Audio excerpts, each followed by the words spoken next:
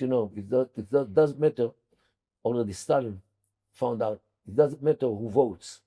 What matters is who counts. Okay? So democracy as a whole is totally unacceptable in Islamic societies. And the West, which control the Arab and Islamic world, tries all the time to push Western ideas. We see the Ba'ath parties in Iraq and Syria. We see the Socialist Party in Egypt, the Arab socialism of Gamal Abdel Nasser. We see even Trotskyism in southern Yemen, which was in the 90s.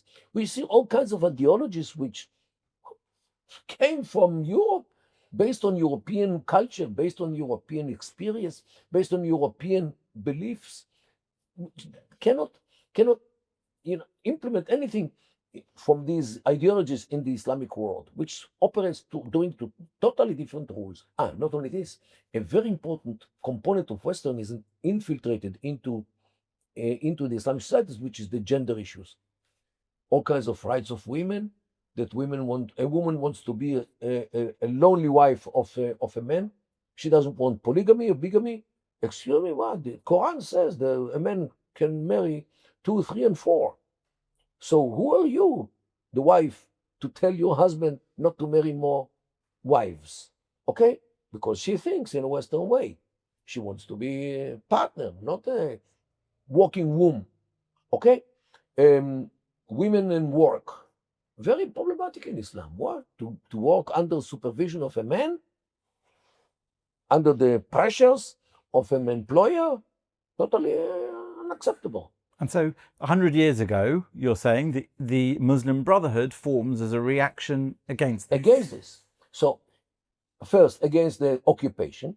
Second, against the culture which the occupation inserted by force into our societies.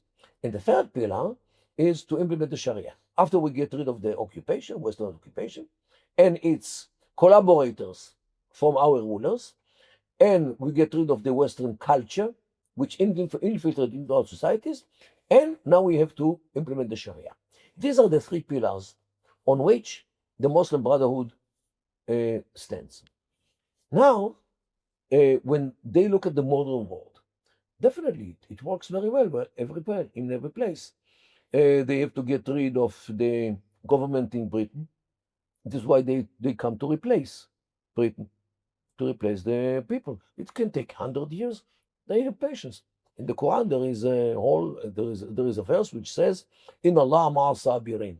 Allah is with those who have patience, and they have patience a lot. So they migrate little by little, and according to what is being possible in Britain or in France, in other European countries, and they already see how Europe is actually dying, and they are striving.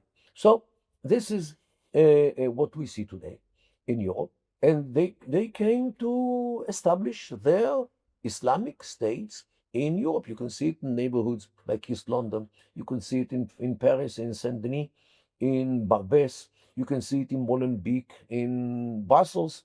You can see it in Marseille. You can see it in Lyon. You can see it in Rotterdam. Do you see this as a deliberate conspiracy, or is it a sort of cultural tendency that's done unconsciously? Definitely consciously. Once they exceed a certain percentage, they start demanding all kinds of things. Halal food in the supermarket. Then they demand not to have pork in the supermarket because they don't want to see it, they don't want to smell it. Then they don't want alcoholic beverages in supermarkets. Then they demand to shut down the bells of churches. Where are these policies that you're seeing them banning of pig meat at supermarkets? Once they exceed, let's say, 51% of a place, now they have the majority. And you can see it in local behavior of municipalities or townships in Britain. You can see it in France. Another thing which they are very much against are churches. They hate churches because churches are more pretty than the mosques in many cases, and the churches have bells. They hate churches. This is why they set fire in churches. I suspect that even the Notre Dame was arsomed deliberately. I've no idea if it's correct or not, but this is what my feeling. I have a feeling that it was not by chance, started to burn by itself. This is what I feel. Um, and look, they open madrasas everywhere, they open mosques everywhere, because they came to Europe in order to become to bring the Islamic world to Europe. They didn't come to work temporarily and go back to their countries. So is this what you would call jihad? Jihad has many facets. Yes, it is a migration jihad. Jihad as a concept, by the way, literally, jihad means effort. Effort which the Islamic community makes in order to make the word of Allah superior and the word of the infidels inferior. This is the jihad. It could be the what called the jihad saif, means jihad by sword, means weapons. The belligerent jihad. It could be jihad by migration. It could jihad by birth rate. It's also kind of jihad. Jihad da'wah means to call people to come to Islam nicely. It's also kind of jihad. Media jihad, like Al Jazeera, which spreads Islamism all over the world, and the havoc and terrorism, like what they do. So this is also a media jihad. Open WhatsApp group which will promote the jihad is another kind of jihad. There arson jihad, in order to destroy the infidels and build the Islamic state on the ruins of the Christians. And of course, they also have the prayer jihad. If you cannot, do economic jihad like boycotting the West or boycotting Israel, BDS, all these things, if you cannot go to fight with the sword, if you cannot set fire in a church, if you can do anything, whatever you do, you can do, you pray for the success of jihadists, whether in Palestine or in Iraq or wherever they are.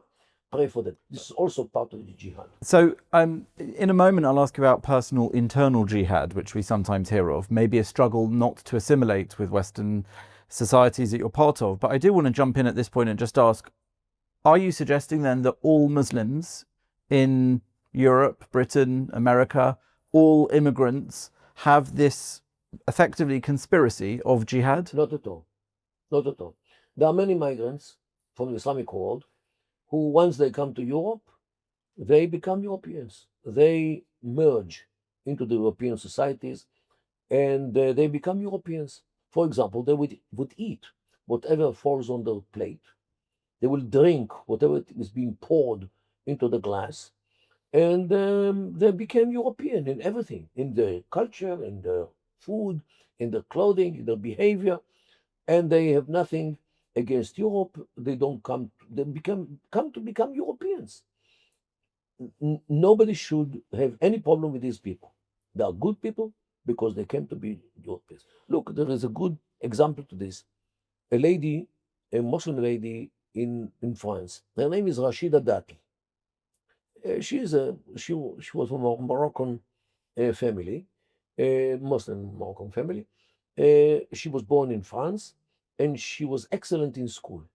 She got stipends from the government to study in high education, and she studied law, and she became a very famous lawyer in France, and everybody loved her because she was a bright lawyer, an honest lawyer, and Sarkozy, more than 20 years ago, nominated her to be the Minister of Justice.